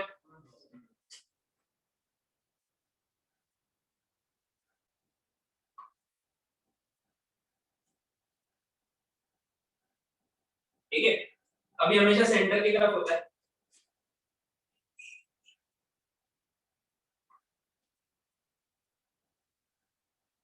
तो इसकी डायरेक्शन भी तो कंटीन्यूअसली चेंज होती है। हाँ, यहाँ पर बोलोगे तो जे के, यहाँ पर बोलोगे तो माइनस आई के, यहाँ पर बोलोगे तो माइनस जे के। समझ में आया? जिधर सेंट्रिपिटल फोर्स उधर इसकी direction, so it is always variable, it is always, चाहे इसका मैग्नीट्यूड कांस्टेंट हो जाए, मैग्नीट्यूड की बात करेंगे, बट डायरेक्शन की वजह से ये हमेशा वेरिएबल होता है। समझ में आया? Because change in its direction. अब इसके मैग्नीट्यूड की बात करते हैं। देखो सेंट्रिपिटल एक्सेलरेशन का वेक्टर फॉर्म में क्या फॉर्मूला है? ओमेगा क्रॉस v, है ना? ओमेगा क्रॉस v, मतलब मैग्नीट्यूड की बात करेंगे तो क्या आएगा? ओमेगा v sin, ओमेगा और v के बीच में एंगल कितना होता है? राइट, v तो टेंजेंशियल और ओमेगा एक्सियल, v तो टेंजेंशियल है उसी प्लेन में, और ओमेगा एक्सियल होता है मतलब उस प्लेन के परपेंडिकुलर है। समझ में आया क्या? तो क्या आएगा? ओमेगा v, है ना? इससे ज्यादा फॉर्मूला जो काम में आता है हमें पता है ओमेगा क्या होता है? v by r।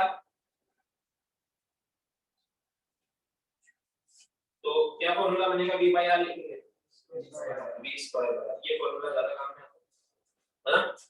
और सेंट्रिपिटल फोर्स निकालना है तो मास से मल्टीप्लाई कर दो mv स्क्वायर बाई r। समझ में आया? वो सब बाद में लिखेंगे, ठीक है? या फिर v को मैं लिख दूं r ओमेगा, तो बन जाएगा r ओमेगा स्क्वायर। समझ में आया क्या?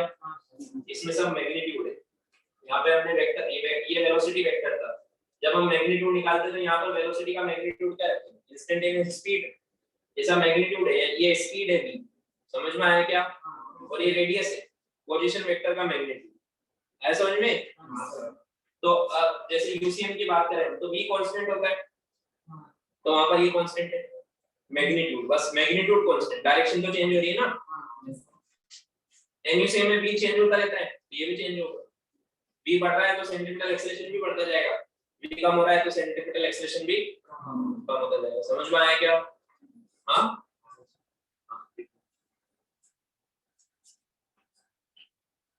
ये डायग्राम में बना ओमेगा क्रॉस v सेंटर की तरफ आ रहा है,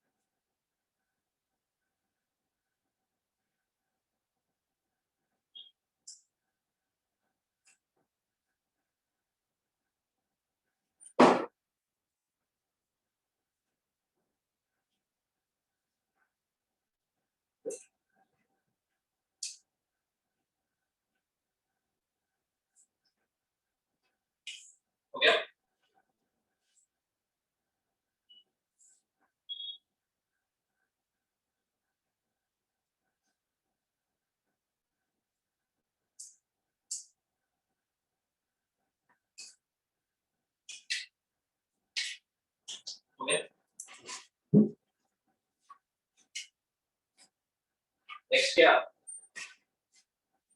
कौन सा वाला?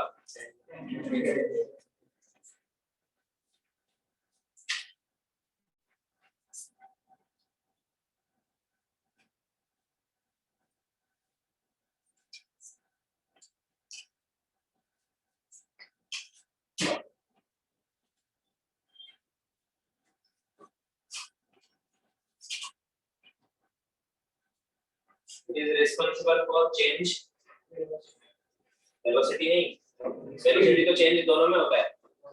velocity में दो चीज होती है, मैग्नीट्यूड और स्पीड। तो किसको चेंज करता है? Tangential acceleration AT is responsible for change in speed। समझ में आया? ये उस फोर्स की वजह से आता है जो फोर्स लग रहा है along the direction of motion, या तो उसके along या अपोजिट। समझ में आया? तो क्या हम इसको rate of change of speed भी बोल सकते हैं? टेंजेंशियल एक्सेलरेशन में क्या होता है, सिर्फ स्पीड तो चेंज होती है, डायरेक्शन तो कांस्टेंट होती है। मतलब rate of change of velocity तो बोल ही सकते हैं, बट क्या हम टेंजेंशियल एक्सेलरेशन, वो एक्सेलरेशन का वो वाला पार्ट है जो सिर्फ स्पीड को चेंज करने में काम में आता है। समझ में आया? तो क्या इसको हम rate of change of speed बोल सकते हैं क्या? क्योंकि डायरेक्शन कांस्टेंट है। समझ में आया? So it is also called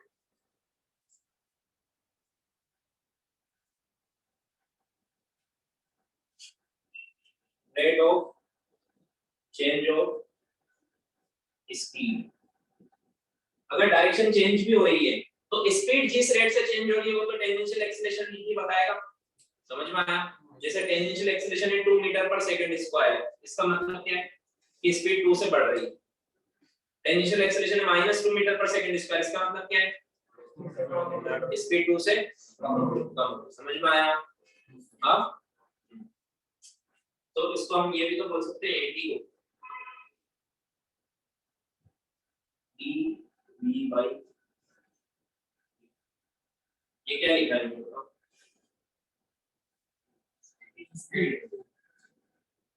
समझ में आया?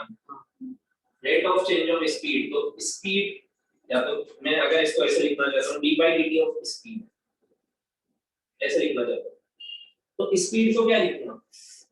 ऐसे क्यों लिखूंगा? समझ में? वेलोसिटी का मैग्नीट्यूड होता है ना स्पीड। तो मुझे बताओ ये दोनों चीज सेम चीज है क्या? क्या ये इक्वल होता है? ये इक्वल नहीं होता। ये तो n8 है, ये तो n8 है। समझ में आया क्या? ये तो rate of change of velocity है ना, it is rate of change of velocity. इसमें तो वो वाला भी आता है इसके अंदर, n8 है ना, तो n8 क्या होता है? AT plus AC। समझ में आया? इसमें ये वाला भी इंक्लूड है, समझ में? इसमें पूरा है, वेलोसिटी में मैग्नीट्यूड भी होता है, डायरेक्शन, तो दोनों चेंज हो रही है तो पूरा है। समझ में आया? और ये क्या है? Rate of change of speed, rate of change of speed, इसको बोलते हैं टेंजेंशियल एक्सेलरेशन। तो मुझे बताओ फिर ये क्या है?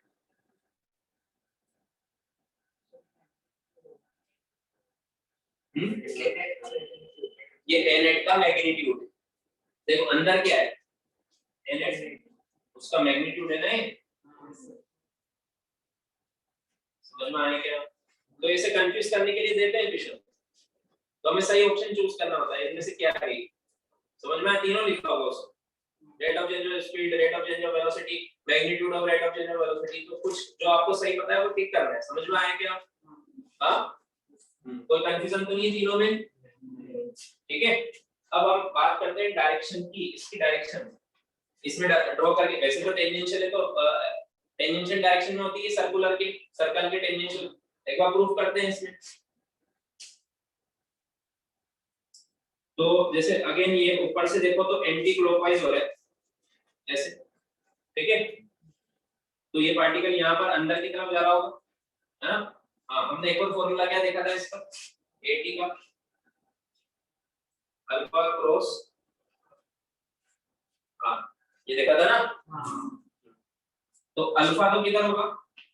एक्सियल वेक्टर है अल्फा, ऐसे घूम रहा है अल्फा ऊपर, तभी आएगा जब ओमेगा चेंज होगा। AT कब आएगा? ये नॉन यूनिफॉर्म सर्कुलर मोशन है, मतलब ओमेगा चेंज हो रहा है। अब अगर ओमेगा बढ़ रहा है, ओमेगा बढ़ रहा है ऐसे, तो एंगुलर एक्सेलरेशन ऊपर आएगा ओमेगा की डायरेक्शन। तुम कंफ्यूज हो जाओगे, फिर से बेसिक से चलते हैं। पार्टिकल इधर जा रहा है, वेलोसिटी इधर जा रहा है, मतलब सीधे सीधे जा रहा है, इसकी वेलोसिटी बढ़ रही है, इसकी वेलोसिटी, तो एक्सेलरेशन की तरफ हुआ होगा उसी डायरेक्शन। समझ में आया? और अगर पार्टिकल इधर जा रहा है और इसकी वेलोसिटी कम हो रही है, तो एक्सेलरेशन किधर हुआ होगा? अपोजिट। समझ में आया क्या? ये बात पता है? अब एक पार्टिकल घूम रहा है, ऐसे घूम रहा है, तो इसकी एंगुलर वेलोसिटी किधर है? ऊपर। अगर इसकी एंगुलर वेलोसिटी बढ़ रही है तो एंगुलर एक्सेलरेशन किधर आया होगा? ऊपर। जब एंगुलर वेलोसिटी की तरफ एंगुलर एक्सेलरेशन होता है तो बढ़ जाती है। समझ में आया? जैसे वेलोसिटी और एक्सेलरेशन होता है, आया समझ में? अगर पार्टिकल ऐसे घूम रहा है और इसकी एंगुलर वेलोसिटी कम हो रही है, तो एंगुलर एक्सेलरेशन किधर आया होगा? Opposite to the angular velocity. Angular velocity तो ऊपर ही होगी, वो तो ऐसे निकलेगी। समझ में आया? बट वो कम हो रही है तो एंगुलर एक्सेलरेशन नीचे लग रहा है। समझ में आया? एंगुलर एक्सेलरेशन ऐसे नहीं बताते, ऐसे तो एंगुलर वेलोसिटी बताते हैं। आया समझ में? एंगुलर एक्सेलरेशन कैसे बताते हैं वो हम बाद में पढ़ेंगे। टॉर्क जैसे एक्सेलरेशन बताते हैं, एक्सेलरेशन की डायरेक्शन फोर्स की डायरेक्शन में आती है। किसकी डायरेक्शन में आती है? जैसे पार्टिकल उधर जा रहा है, फोर्स भी उधर ही लग रहा है, तो एक्सेलरेशन भी उधर ही आएगा, वो वेलोसिटी को बढ़ाएगा। तो पार्टिकल उधर जा रहा है, फोर्स इधर लग रहा है, तो एक्सेलरेशन इधर आएगा, तो वेलोसिटी कम करेगा। समझ में आया क्या? जैसे पार्टिकल ऐसे घूम रहा है, एंगुलर वेलोसिटी ऊपर है और टॉर्क भी ऊपर है, तो एंगुलर वेलोसिटी बढ़ेगी। एंगुलर वेलोसिटी लाता है टॉर्क, वो बाद में पढ़ेंगे रोटेशनल मोशन। समझ में आया क्या? अभी ऐसे याद रखो, अगर एंगुलर वेलोसिटी ऊपर की तरफ है और वो बढ़ रही है, तो एंगुलर एक्सेलरेशन भी ऊपर है। समझ में आया? और अगर एंगुलर वेलोसिटी ऊपर की तरफ और कम हो रही है, तो एंगुलर एक्सेलरेशन नीचे। समझ में आया क्या? अभी हम मान लेते हैं कि एंगुलर वेलोसिटी बढ़ रही है। समझ में आया? तो एंगुलर अल्फा किधर होगा फिर? ऊपर, क्योंकि ओमेगा भी ऊपर है, तभी तो बढ़ा रहा है उसको। समझ में आया? ये अल्फा सेंटर पे होता है, इसे मैंने इधर शिफ्ट कर दिया। समझ में आया? और किसकी पता है? आर की पता है। अल्फा निकाल लिया, आर निकाल लेते हैं। आर सेंटर से ऐसे होगा, रेडियल डायरेक्शन इसकी। समझ में आया क्या? तो अल्फा ऊपर है, ठीक है, और आर इधर है, तो 80 ऐसे आ रहा है, इस तरफ मोशन है। समझ में आया क्या? टेंजेंशियल डायरेक्शन में आ रहा है ना 80, ये सेंटर की तरफ आ रहा है क्या? इस सर्कल ऐसे हो रहा है, तो उस डायरेक्शन में आ रहा है ना, ऐसा समझ में? तो ये कौन सा एक्सेलरेशन है? ये टेंजेंशियल एक्सेलरेशन इधर भी आ सकता है, ऐसा समझ में? अगर स्पीड कम होती तो, अभी पार्टिकल ऐसे घूम रहा है, स्पीड बढ़ गई, ओमेगा बढ़ गई, इसलिए अल्फा ऊपर आ रहा है, इसलिए 80 इधर आ रहा है, क्योंकि इधर स्पीड तभी तो बढ़ेगी जब 80 भी इधर होगा। समझ में आया क्या? मान लो 80 इधर होता, टेंजेंशियल, तो स्पीड कम होती, तो ओमेगा कम होती। समझ में आया क्या? ओमेगा ऊपर है बट डिक्रीज हो रही है, तो अल्फा नीचे होता, तो नीचे अल्फा होता, तो अल्फा क्रॉस आर करते तो 80 इधर आता ना। समझ में आया क्या? तो इतना लोड नहीं लेना है, एक ही दिन में ज्यादा सीखने में लोड ज्यादा आता है। आप तो बेसिक बेसिक याद रखो बस। समझ में आया? ये फॉर्मूला याद रखो, इसको अभी करो। इसको क्या लिखेंगे? इसको लिखेंगे alpha R angle 90 degree. Alpha और आर में एक प्लेन में है और एक एक्सियल में परपेंडिकुलर। समझ में आया क्या? तो 80 का मैग्नीट्यूड क्या है? फॉर्मूला क्या है? R alpha. समझ में आया? या अल्फा आर लिखो, हां या आर अल्फा, ठीक है। और जहां हमने एंगुलर एक्सेलरेशन पढ़ा था वहां पर ये फॉर्मूला लिख लो, अल्फा इज इक्वल टू होता है 80 बाय आर। तब क्यों नहीं लिखा था? क्योंकि तब हमने 80 नहीं पढ़ा था। अल्फा इज इक्वल टू क्या होता है? 80 बाय आर। समझ में आया क्या? अब देखो यूसीएम में क्या होता है? यूसीएम में 80 जीरो होता है, क्योंकि स्पीड कांस्टेंट होती है। अगर ये स्पीड कांस्टेंट है तो कांस्टेंट का डिफरेंशिएशन क्या आएगा? जीरो। समझ में आया? स्पीड चेंज ही नहीं हो रही, क्यों नहीं हो रही? क्योंकि कोई टेंजेंशियल फोर्स नहीं लग रहा है, क्योंकि कोई टेंजेंशियल एक्सेलरेशन नहीं है। समझ में आया? तो वहां पर स्पीड कांस्टेंट होती है, तो एटी जीरो होता है, एटी जीरो होता है तो अल्फा जीरो होता है। पढ़ा है ना हमने? समझ में आया?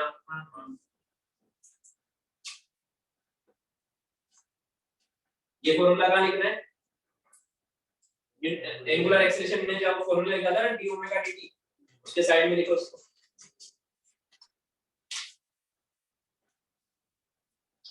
ये बहुत जगह काम में आता है, जब हमें 80 से अल्फा या अल्फा से 80 में जाना होता है, कैलकुलेशन करनी होती है ना इक्वेशंस में, तो काम में आता है ये फॉर्मूला। इसको देखो एक और तरीके से समझ सकते हो, जब जितना अलग-अलग तरीके से सीखोगे उतना कॉन्फिडेंस आएगा। ओमेगा इज इक्वल टू क्या होता है? v by r। Omega is equal to क्या होता है? v by r। v क्या होता है यहाँ पे? मैग्नीट्यूड। स्पीड होता है। ओमेगा को डिफरेंशिएट करोगे तो क्या आएगा? अल्फा। दोनों तरफ डिफरेंशिएट करो, फॉर्मूला भूल जाओ तो ऐसे ही करेंगे। समझ में आया क्या?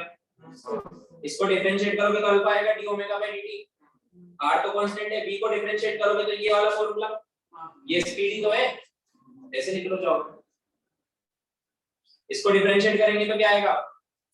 80 अपॉन r। समझ में आया?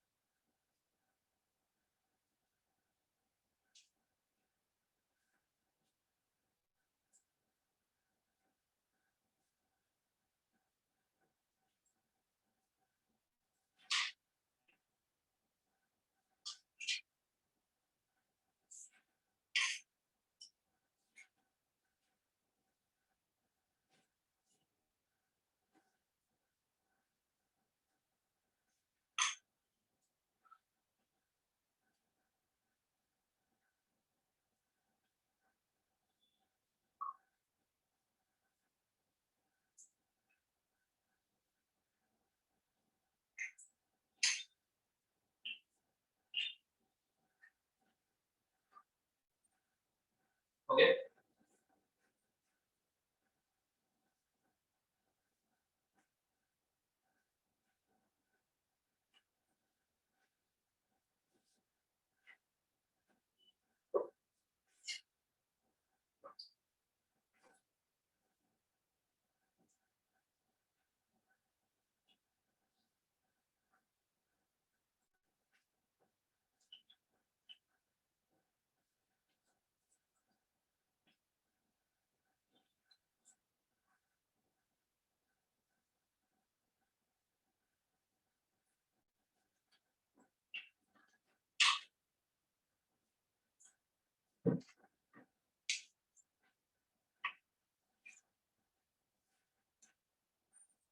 ओके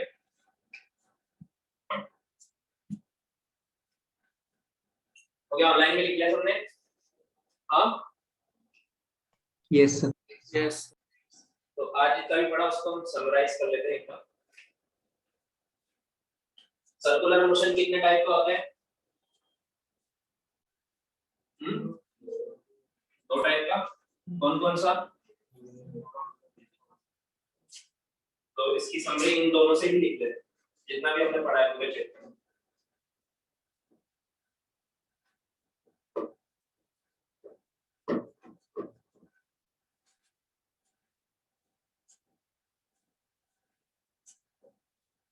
तो एक तो होता है यूनिफॉर्म सर्कुलर मोशन, है ना, और एक होता है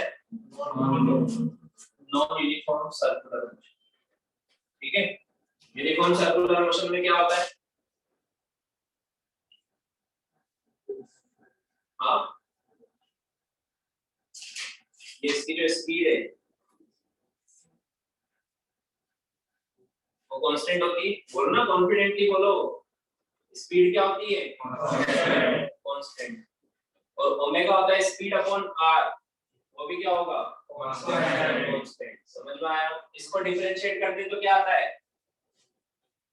80। स्पीड कांस्टेंट है तो टेंजेंशियल एक्सीलरेशन 0 है।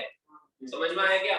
तो 80 क्या आएगा 0। इसको डिफरेंशिएट करते तो क्या आता है अल्फा क्या आएगा 0। वैसे भी अल्फा होता है 80/r, 80 0 का अल्फा भी 0। समझ में आया? अब कौन सा बचा? लीनियर में बचा हुआ है 80 होता है, AC होता है और N8 होता है। N8 और AC और N8 का रिजल्टेंट, सॉरी AC और AT का रिजल्टेंट होता है N8।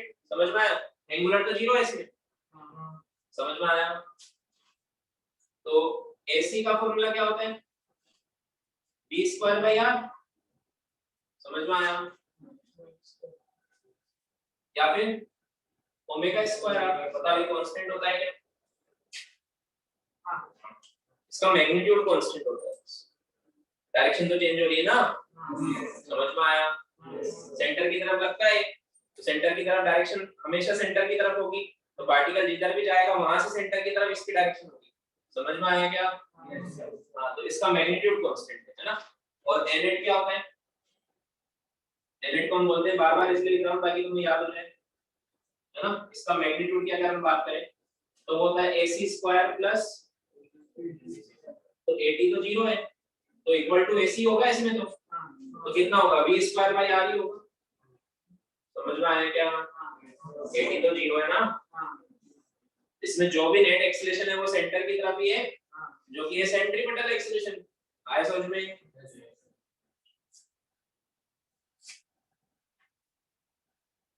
NUC इसमें जो वेलोसिटी का मैग्नीट्यूड है वो कांस्टेंट नहीं होता, और ओमेगा कांस्टेंट नहीं होता। तो डिफरेंशिएट करेंगे तो 80 आएगा। कितना आएगा? है ना। जैसे मान लो स्पीड एवरी सेकंड 2 से बढ़ रही है तो +2 आएगा, 2 से कम हो रही है तो -2 आएगा, या फिर वेरिएबल भी हो सकता है, जरूरी नहीं कांस्टेंट। समझ में आया? अगर टेंजेंशियल फोर्स वेरिएबल हो तो टेंजेंशियल एक्सीलरेशन भी, अरे तुम्हारी पूरी काइनेमेटिक्स रिवाइज हो गई यार। समझ में आया क्या? काइनेमेटिक्स पता है ना क्या होता है? वो तो नहीं है। ओमेगा को डिफरेंशिएट करेंगे तो अल्फा आता है d⍵/t। समझ में आया? पूरा जो बड़ा सर्कुलर मोशन वो आ जाएगा ऐसे। समझ में? AC तो वही होता है, या ओमेगा² N8 क्या होगा AC प्लस AT, है ना। तो इन दोनों को सॉल्व करके निकाल सकते हैं N8।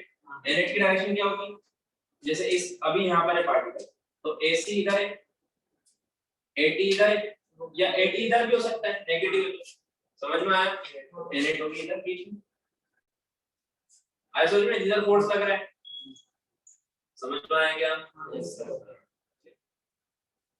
अच्छा, फोर्स सर्कुलर मोशन, मुझे बताओ कौन सा एक्सीलरेशन जरूरी है? क्या AT जरूरी है, क्या अल्फा जरूरी है? एंगुलर एक्सीलरेशन इसमें तो 0 है ना। देखो अल्फा तो ओमेगा को चेंज करता है, ओमेगा जरूरी थोड़ा ना चेंज हो ही सही सर्कुलर मोशन की, कांस्टेंट भी हो सकती है। समझ में आया क्या? बट सेंट्रीपिटल तो जरूरी है। ऐसा समझ में? सो ये बात लिख लेते हैं। और सर्कुलर मोशन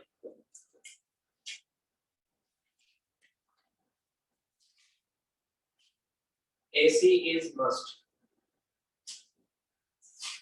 However,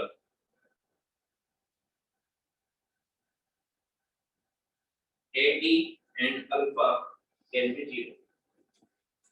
समझ में आया? क्योंकि अगर B कांस्टेंट है, बार-बार इसलिए लिख रहा हूं ताकि तुम्हें याद हो जाए, सब कोई कंफ्यूजन नहीं होना चाहिए। तो AT 0 होगा, B कांस्टेंट है तो ओमेगा भी कांस्टेंट होगा, मतलब अल्फा 0 होगा। समझ में आया? इसको क्या बोलते हैं?